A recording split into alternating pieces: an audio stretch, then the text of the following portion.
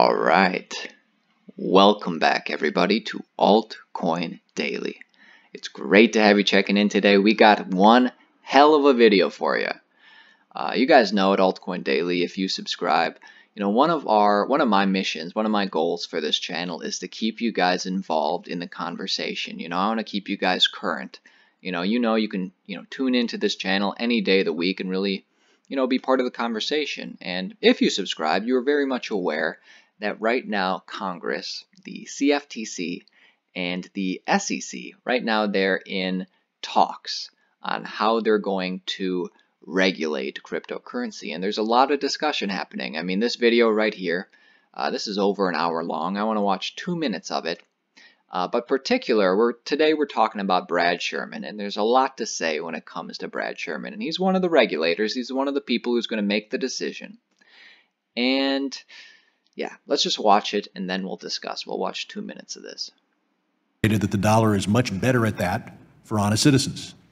But cryptocurrencies offer unparalleled advantages to nations that the U.S. government wants to sanction for their terrorist activities, to tax evaders, and to criminals. Mr. Pollack, this seems to be a solution looking for a problem. What can an honest citizen not do to store value, to effectuate a transaction? I can be in the smallest hamlet in rural India and use my Visa card. I've never had a problem paying somebody, unless I didn't have the money. So it's we have pretty efficient, mostly digital transfers of dollars every day. What's the problem we're trying to solve, except for the problem that the narcotics dealers have?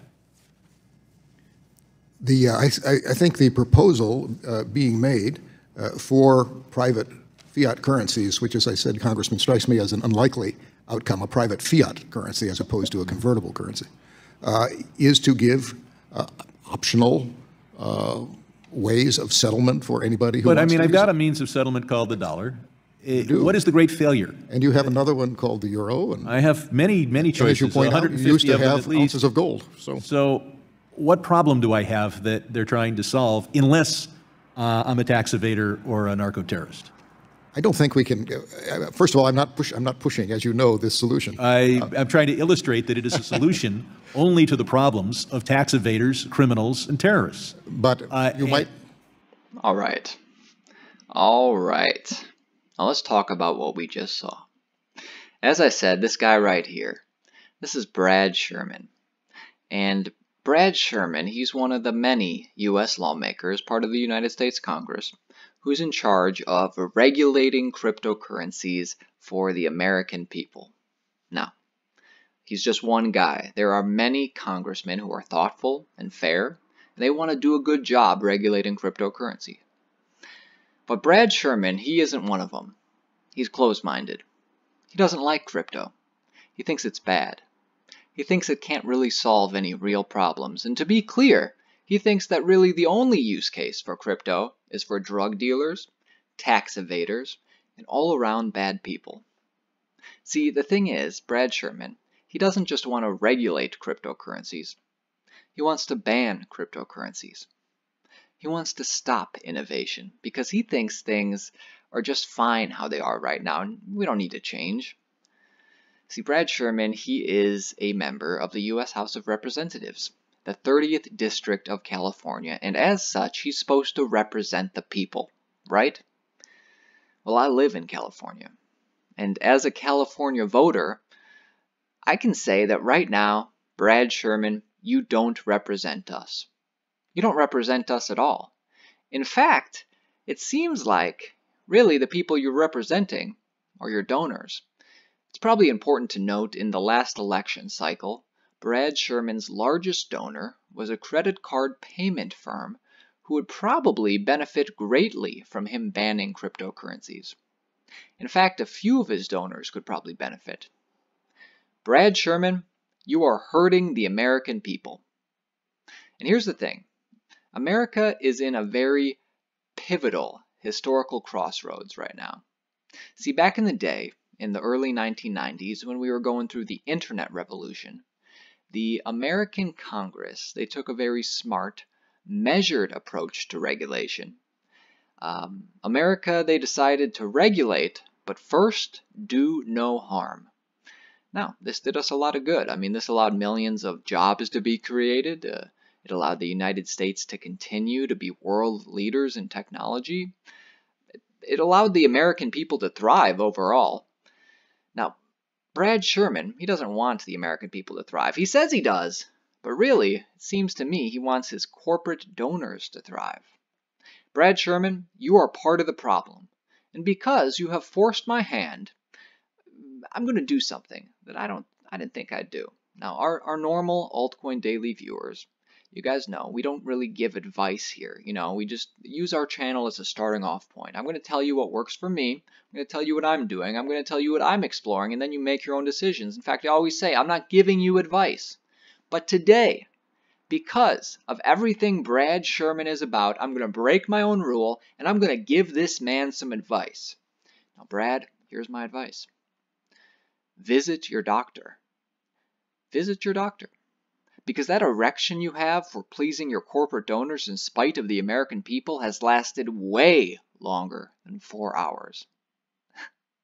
Now, from what you said in the congressional hearing, there's really two main issues that you have with cryptocurrency.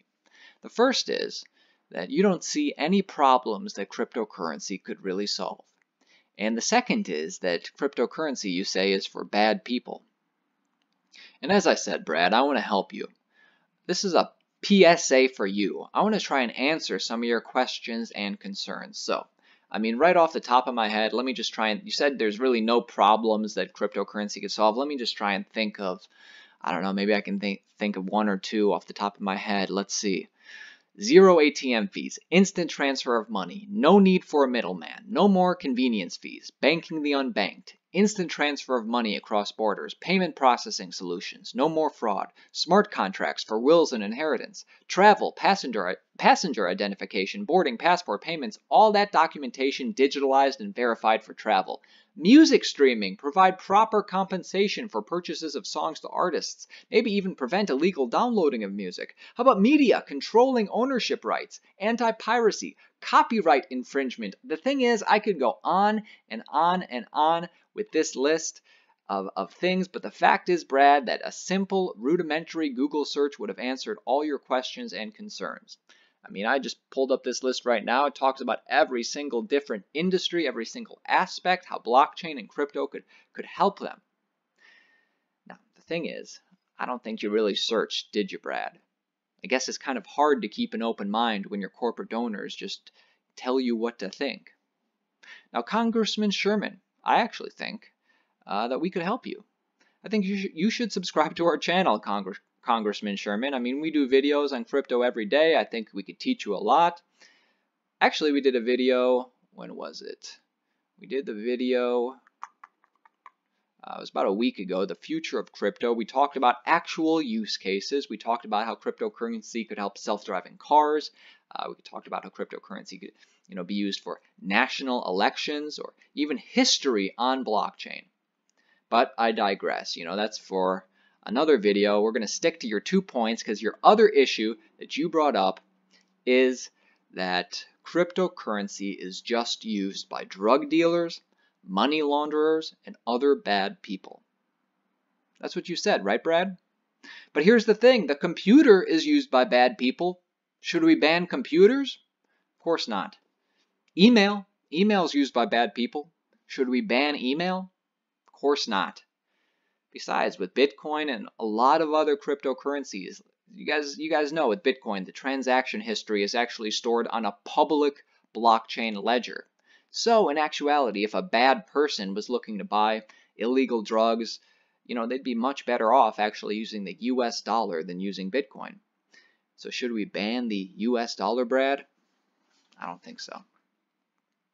See, if you agree with this, if this video provided you with value today and you think it could provide others with value, give the video a like, share the video online, send it to a friend and family. Thank you guys very much. I wanted to highlight, this is one of the not this guy, wherever Brad Sherman was, he's one of the closed-minded people at the CFTC who's currently discussing cryptocurrency. And to end things, because it's not just this guy, there's good people too. I want to highlight a member of Congress who's actually doing good and who's approaching Bitcoin regulations with a thoughtful, open mind. This guy right here, Giancarlo. See, here at Altcoin Daily, we salute you, Giancarlo. And as you put it, this is what he said. He says, we owe it to the next generation to be thoughtful and balanced as we regulate cryptocurrencies and prepare for the future. I like that. I look forward to hearing what regulations you guys talk about. I hope Sherman isn't making the decisions. I hope that people like you and other people, good people who want to do no harm for cryptocurrency, I hope your voices rise to the top. Thank you guys very much. Giancarlo. Thank you, Chairman Crapo, Ranking Member Brown, and distinguished members of the committee. I've submitted a written statement for the record that details the CFTC's work and authority over virtual currencies. But with your permission, I'd like to... I made a mistake. This guy's actually Giancarlo. My bad. Begin briefly with a slightly different perspective, and that is as a dad. I'm the father of 3 college-age children, a senior, a junior, and a freshman. During their high school years, we tried to interest them in financial markets. My wife and I set up small brokerage accounts with a few $100s that they could use to buy stocks. Yet other than my youngest son, who owns shares in a video game company, we haven't been able to pique their interest in the stock market. I guess they're not much different than most kids their age. Well, something changed in the last year. Suddenly, they were all talking about Bitcoin. They were asking me what I thought and should they buy it. One of their older cousins, who owns Bitcoin, was telling them about it, and they got all excited. And I imagine that maybe members of this committee may have had some similar experiences in your own families of late. It strikes me that we owe it to this new generation to respect their enthusiasm about virtual currencies with a thoughtful and balanced response, not a dismissive one. Thank you, Chairman Giancarlo. Thank you guys very much. Let me know what you think in the comments. See you guys tomorrow.